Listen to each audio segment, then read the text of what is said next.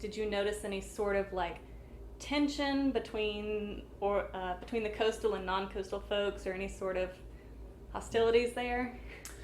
Yeah, so the moratorium was all focused on marine fisheries, and so what that means in North Carolina, it means all the coastal waters, everything that is salt water or brackish, and brackish means it's a confluence of fresh and salt water. So really, from the coastal waters out 3 miles. So the state has jurisdiction to 3 miles, but coastal fishermen, commercial fishermen, recreational fishermen go beyond 3 miles. And that's in federal waters. So you also had some federal interests at play, but the focus was on those fisheries that were predominantly within that 3 mile limit. The freshwater fisheries were governed by another agency altogether called the Wildlife Resources Commission, and that was almost exclusively recreational fishing. So in North Carolina, if you go fishing for trout or bass, that's under the jurisdiction of Wildlife Resources. There aren't commercial enterprises, so they were not directly involved. Although the people on the coast tended to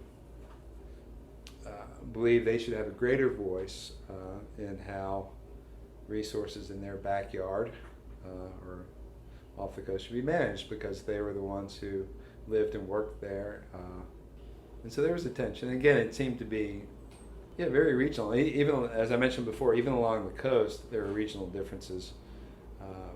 Where Harker's Island, which is near Beaufort, and other communities that were much more heritage-based, people there tended to be much more fierce in their opinions about the government or opinions about people who didn't live on the coast. I should say, I don't know if others have brought this out, but there was a fair amount of sort of religious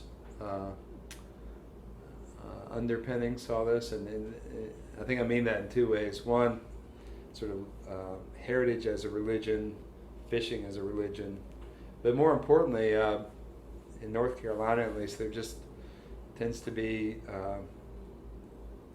faith tends to be very important to fishermen, and Christian faith predominantly, and you would see that come up a lot in public hearings. People would talk about how God, it was a God-given right, but they were just very, their religious practices were very evident in their day-to-day lives, and it's something they talked about with great conviction. That created an interesting element to a public policy debate, because it meant that it wasn't always a matter of just trying to figure out rationally sort of what made sense, how to divvy things up, how to use the scientific method to establish a catch limit for fish stocks.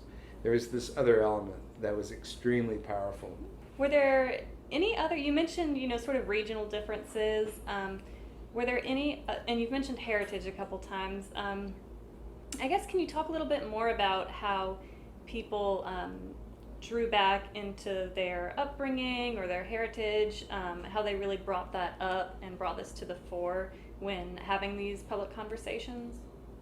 Yeah, I mean, often, especially in the Outer Banks, I'm thinking Manio, Wanchese, Hatteras, Harker's Island, you tended to interact with families who had been fishing, commercial fishing for generations.